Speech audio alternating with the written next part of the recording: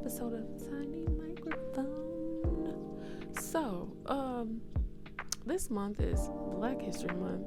I'm not too fond of it because if you know me, you know Black History is every month. Like, I don't need people to validate me, to tell me when it's okay to honor my ancestors and elders for what they've done for me and what they've done just for us as just period. Like, I don't need your permission. No, thank you. Thank you. Actually, no, thank you. So anyways, but all that aside, I've noticed that a lot of people post things or say things and they're just like, oh, to the ancestors and way back. And I'm just like, it really wasn't that long ago. So my mom was born in 66. Sorry, mom, to put your age out there, but you look good, so it doesn't matter. But she was born in 66. She experienced things, and my grandma, who had her, experienced a lot of things too. And so I'm like, a lot of these ancestors, it's just elders. This was not that long ago, y'all. And this is why it's important to not only celebrate our history 1 month out of the year. It's very important that you do this every day or as often as possible. Because then you could just be lost in the sauce and going nowhere fast. Because so basically, when my grandma was alive, she is not anymore. She's on the other side. She transitioned to now be my ancestor, which I'm grateful for. But she used to tell stories about when she was growing up and about when my mom was younger and things like that, and just things she's went through. So I guess to me, it doesn't seem so far-fetched or like ancient history to just be like, oh, this is way back when. But anyway, so one story that always stuck with me like my entire life since I was little, they tripping in the background, but one story that always stuck out to me, she used to talk about the story of her working across the train tracks from where she lived. It was quicker to cross the train tracks, but because the boys would stand in the trees or whatever, and they would catch the girls and do really bad things to them or unalive them, even so, into the men too. But this is what they would do. So her and her friends, they would have to walk all the way around, or not friends, because back then when you was black, you just rocked with each other because we understood we all in this together. Times have changed. But yeah, they used to have to take the long way just to get to and from work. So sometimes when it would get too late, when they got held up at work too late, they would have to take that chance because it would almost be more dangerous to take the long way home. So they would literally lock arms and they would run. And the idea was, if you fall, if you get unattached, if somebody grab you, everybody was to keep running and don't look back. And this was understood amongst everybody. They would try to drag you if they could and do what they got to do, but that was the goal. So, like I said, some could be strangers. It didn't matter. They just knew that this is what they had to do to get to the other side. And this was her this was her life, just trying to get home to her kids. And so, I tell the story to say that this was my granny, right? Telling me stories. I was born in 92. Telling me stories about her growing up, what she had to do to get home to my mom, just these things. And I'm just like, the only thing that always stood out to me was that if this is my granny story, my grannies, who are the grandkids of the men who were doing that to them?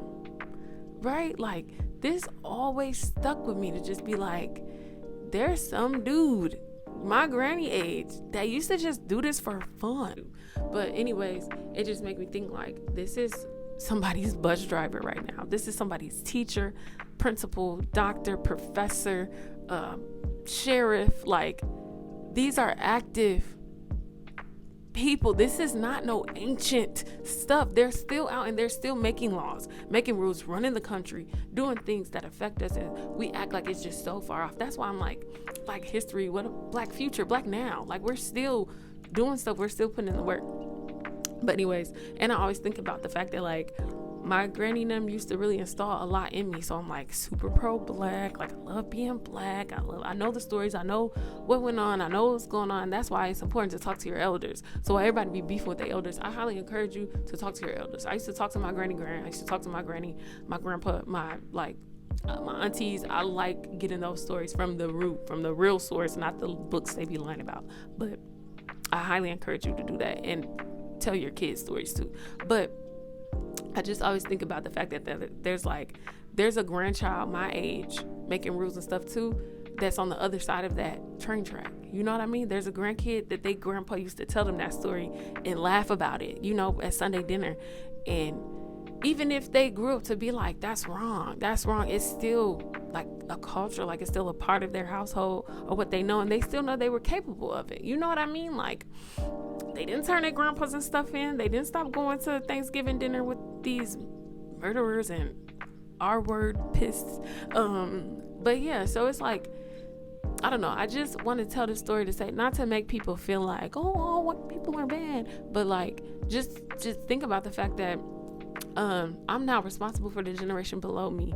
Our generation, we the adults now, whether we like it or not, and we're the ones responsible for telling the stories and raising the young ones and all of this stuff. And so like I said, I have the luxury of having these stories that I get to pass down to my nieces and nephews and let them know the real. But it's like I said, it's two sides to this train track. It's the ones that's 32 also, whose grandpa was telling them the story, and they love it and they're okay with it, and they, they're installing it in their kids. So it's like, y'all, this is not no ancient history. This is still now, because this isn't even a died off group yet. They're still here.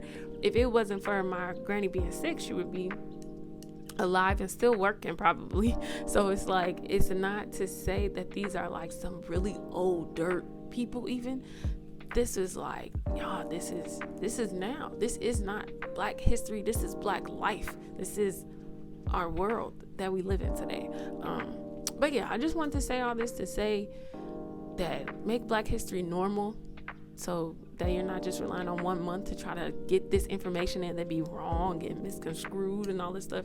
And go back to talking to your ancestors. Cherish the ancestors. I love talking to, I meant elders, I'm sorry. So y'all say it so much, but I love talking to elderly people, because even if they're strangers, because they just, I don't know, the stories, like I love stories. I love learning through stories because they was there. They know firsthand.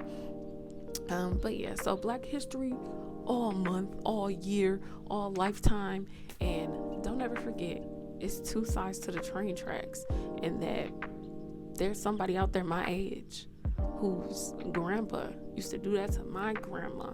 This is beef, but no, this is real though. This is just something I thought I would share. But yeah, another beautiful part of that story is the unity that they would have just to like lock on with each other. It's so powerful. Like it's such a sad story to think that like somebody was doing that to my granny family. Like I don't care how old you was, I still hurt you behind her. Like if I ever overheard somebody telling that story, I would be like, you him? But yeah, but the beauty and the unity that they used to have to just be like I can't even imagine what they were feeling, you know what I mean? But to just have to lock on to a stranger and just run for your life just to get home from work, and it's just like, Black people, like, can we get back to that? Can I go outside knowing that you got me just because we Black? Like, I would love to get back to that, I swear. Because you could go out now and get in some trouble with some racist people, and people just be looking at you. They're going to pull their phones out. Put the phones down. Let's lock up and do what we got to do, you know what I'm saying? Anyway, I ain't going to make this too long. It's probably already long because I trying to make a long story short. Anyways, happy Blackness, period. And happy Venus Day of Love. Black don't crack. And never forget, it's two sides to that train track. But yeah, I'm done. I'm gonna leave y'all be.